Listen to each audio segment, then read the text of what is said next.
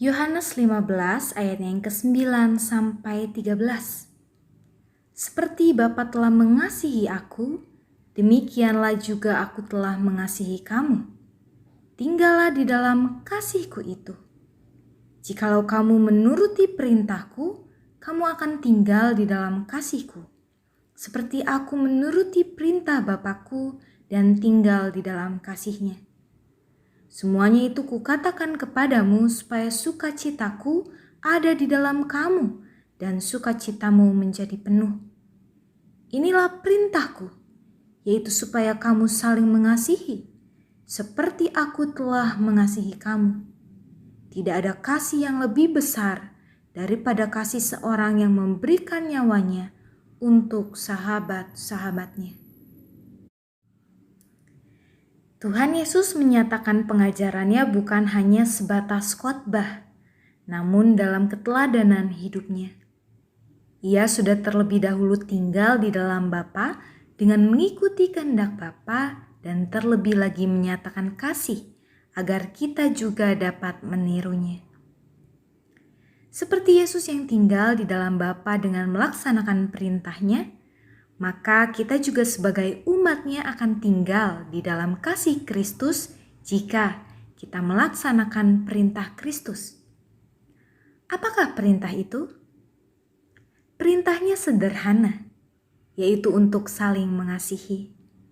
Namun meski sederhana, seringkali kita lupa untuk menerapkannya dalam tiap pelayanan yang kita lakukan.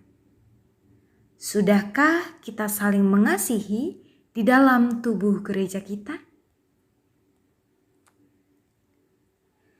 Inilah perintahku, yaitu supaya kamu saling mengasihi seperti aku telah mengasihi kamu. Perintah Tuhan untuk para murid-Nya untuk saling mengasihi ini mau menunjukkan keterkaitan di dalam persekutuan sebagai murid-Nya.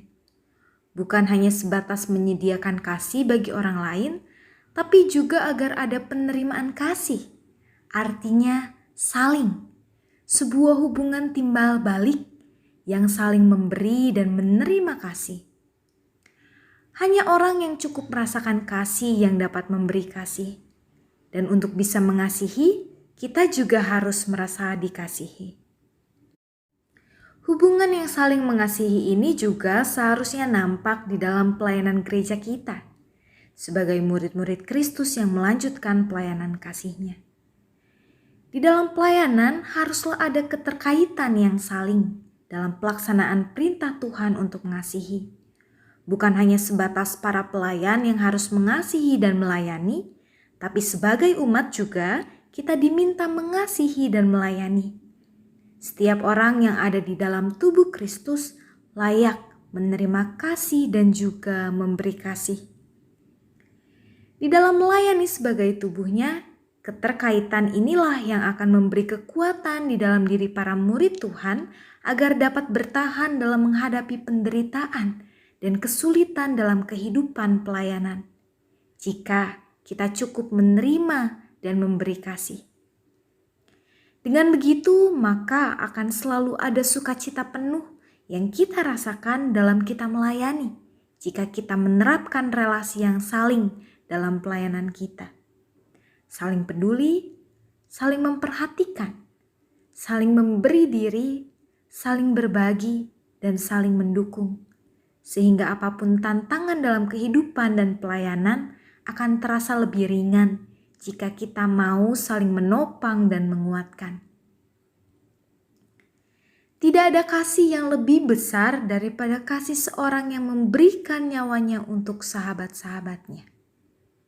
Terlebih dalam pelayanan, kasih itu ditunjukkan dalam sikap rela berkorban, mengedepankan kepentingan orang lain ketimbang keuntungan pribadi, bahkan rela mengorbankan kehidupan sehari-hari kita bagi sahabat-sahabat kita di dalam pelayanan. Artinya, sungguh mau memberi diri bagi orang lain. Dalam relasi kita sebagai sesama umat Tuhan, sudahkah kita memberi diri bagi orang lain, sesama anggota gereja kita?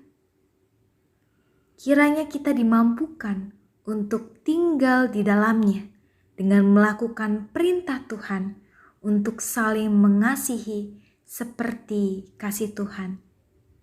Kiranya Bapak Ibu Saudara tetap sehat dan Tuhan memberkati kita semua.